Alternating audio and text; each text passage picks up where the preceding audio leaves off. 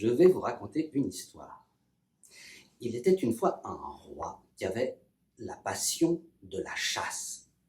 Tous les jours, avec sa meute de chiens, avec ses serviteurs, avec ses amis, il se rendait dans la forêt et là, il pourchassait un faisan ou un sanglier, un lièvre.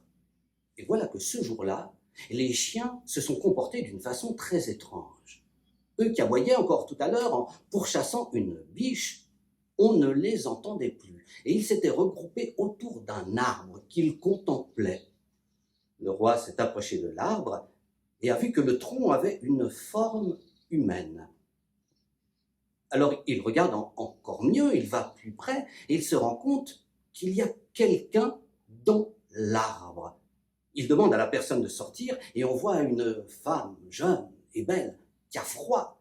Le roi prend sa cape, on habille la demoiselle, et il dit à ses amis « Regardez quel beau gibier j'ai attrapé aujourd'hui !» Il fait signe qu'on amène le carrosse, et il se rend au château où il épouse la demoiselle. Au château, le roi vivait avec sa mère, la vieille reine, qui trouvait cette idée de mariage absurde.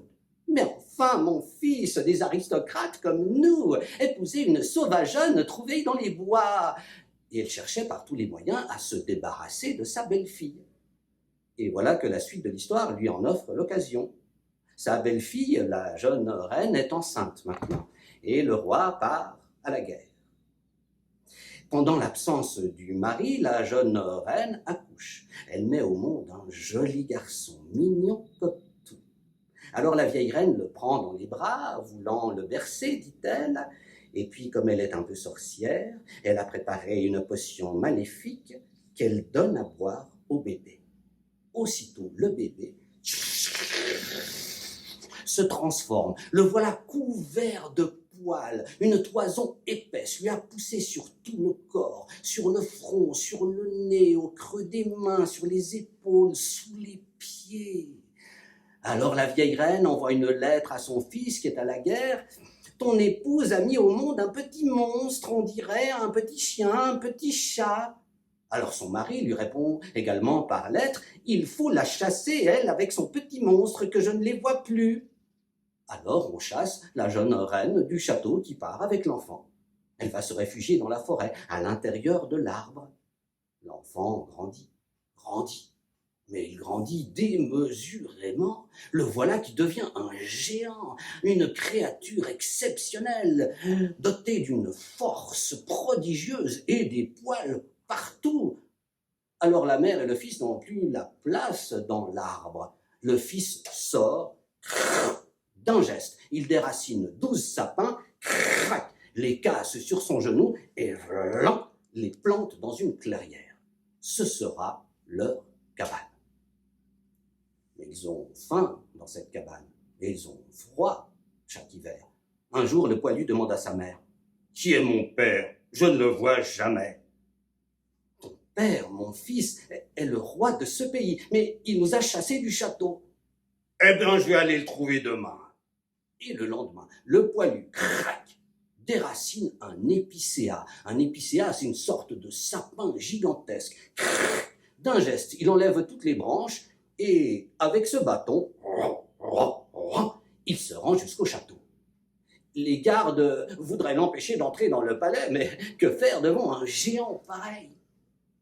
Il entre donc dans le château et trouve dans la grande salle le roi qui est en train de ripailler avec ses amis, ses courtisans, ses courtisanes. Il y a là sur les tables des repas qui répandent des odeurs succulentes. Il y a là du civet de chevreuil aux fines herbes, du ragoût de cerf aux chanterelles, des terrines de poisson aux échalotes.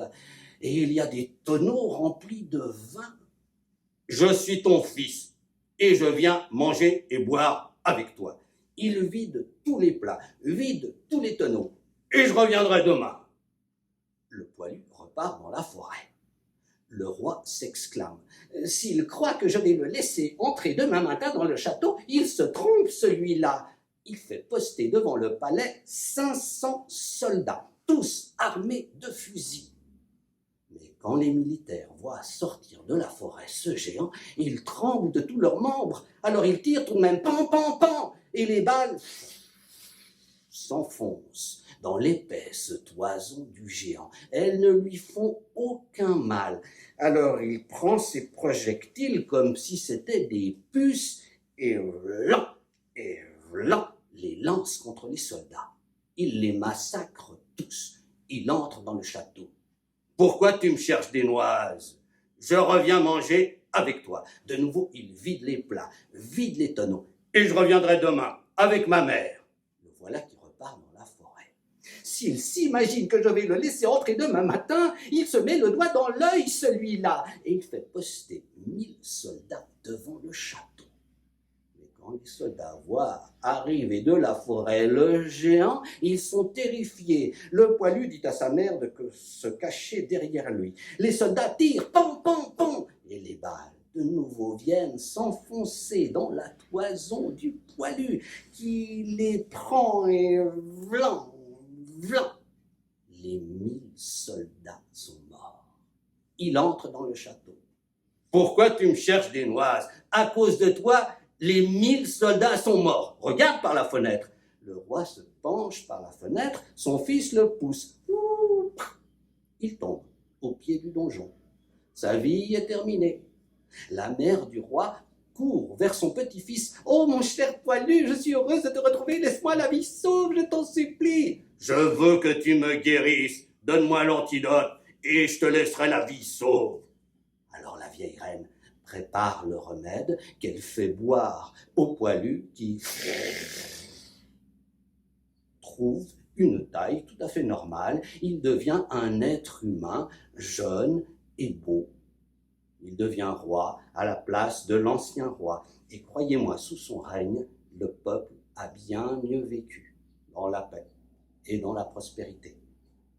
Quant à sa mère, une partie de l'année, elle vivait au château en compagnie de son fils qu'elle aimait beaucoup.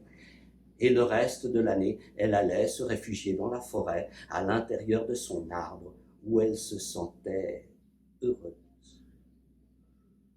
Il faut protéger les arbres. Il faut respecter la forêt. Et il faut nous respecter les uns les autres. Voilà, c'est un conte suisse qui date de l'époque où on ne votait pas tous les 3 mois pour décider de la couleur des bancs publics ou pour savoir s'il fallait que les vaches aient des cornes ou pas de cornes. Non, en ce temps-là, on ne votait pas, car il n'y avait pas de démocratie. Des rois régnaient dans chaque village et dans chaque ville. Certains étaient vieux, d'autres étaient jeunes, certains étaient beaux, d'autres étaient laids, certains étaient généreux et d'autres avares. Mais ce n'était qu'une histoire. Au revoir.